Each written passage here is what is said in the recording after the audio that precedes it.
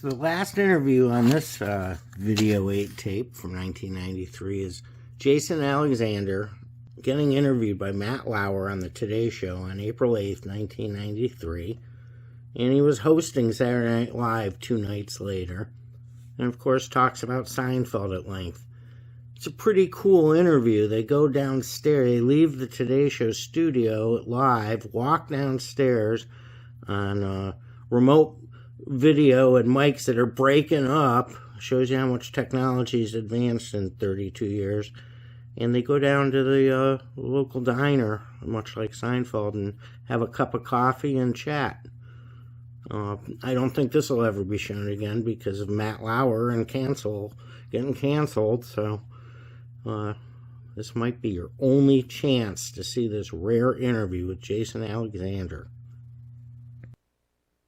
Do you have a couple of bucks on you? I have no money, but I'm so big now that they don't charge me when I go places. Let's do that. Let's get coffee. We've got a place downstairs that is not unlike your Tom's restaurant. Is that what it's called? Monk's restaurant. Yes. So let's do this. Plus, this is a good opportunity because we want to give you a tour of NBC. Oh, of course. Because Saturday night is a very big night for you. Saturday night, my career ends. It's very exciting. I can't wait. How you doing? Can't wait to have it happen. What a surprise.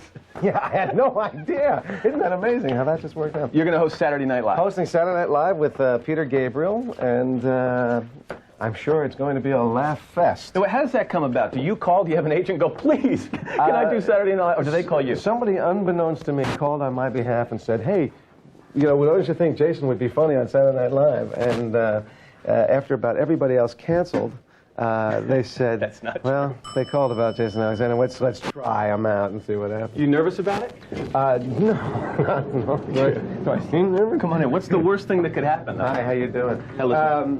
Go ahead. The worst thing that could happen probably would be that I'm not funny. That would be bad. You'll be funny. Listen, it's going to take us a second to get down to the coffee shop. We'll order. You get coffee. We'll be back after these messages. Stay with us. Says, great show. And this woman here just says, you're so much skinnier in person. Yeah, that's always pleasant. Isn't that great? I also pointed out to her that I have more hair in person. I thinned my hair out for George. Actually, when the series is over, I intend to grow all my hair back. I'm really just doing it for the character. This is a prop. That's, De Niro can bloat up and thin down. I grow hair. Coffee? So, yeah, ready to go. We spare no expense. Is this a joint, huh? You feel more at home here? Oh, you notice, we came in here exactly the way we do in Seinfeld, which is we just walk in and sit down, which only happens in TV reality. That's right. Otherwise, it's like, yeah, we'll be with you in 20 minutes, hon.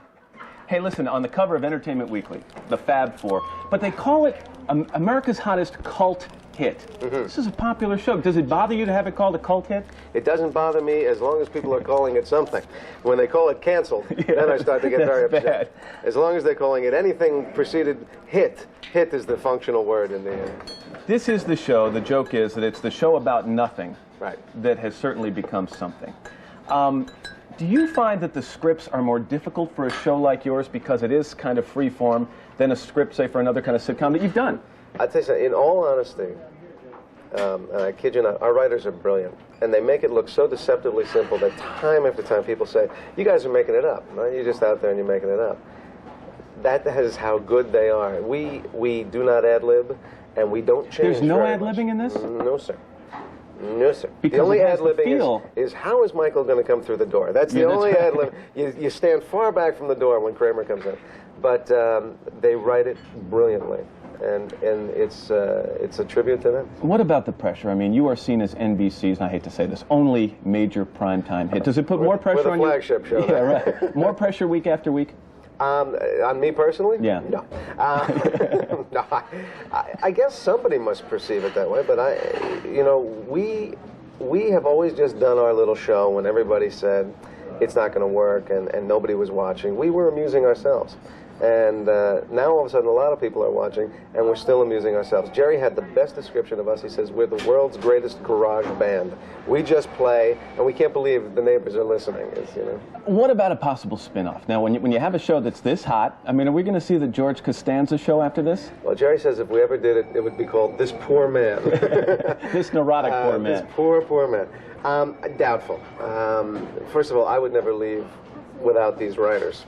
And I'm sure that they will. They're not coming. After a couple seasons of writing this show, they're going to be out of the business altogether. I don't think so. I think that the magic of the Seinfeld show is actually its ensemble. and it would be greatly diminished if anybody was gone. And I suppose we could stand on our own, but I don't think it would be the kind of success or the kind of fun that we have when the four of us are together. Somebody said that the character of George is probably the easiest for the common person to identify with. Isn't that a frightening statement? Yeah. But I mean, that's really true. I mean, you have your foibles and your neurotic tendencies that we all have. We just don't admit it. Right. And mine are juiced up to 11, you know, on the amplifier. Everybody else stops at 10, mine go to 11. You make a lot of fun on the show about your appearance. You tried to grow hair, you tried to lose weight. Was your appearance always something you could laugh at? Or does there come a time in your career where you say, hey, this is working for me, and this is an asset? You know, Matt, I never had a good year. Never a good year. I got braces when I was 9 years old. I wore them till I was 18 years old, and at age 18, the braces came off and the hair fell out. 18, your hair fell out? I started getting bald at age 18. Thank you, Mom and Dad.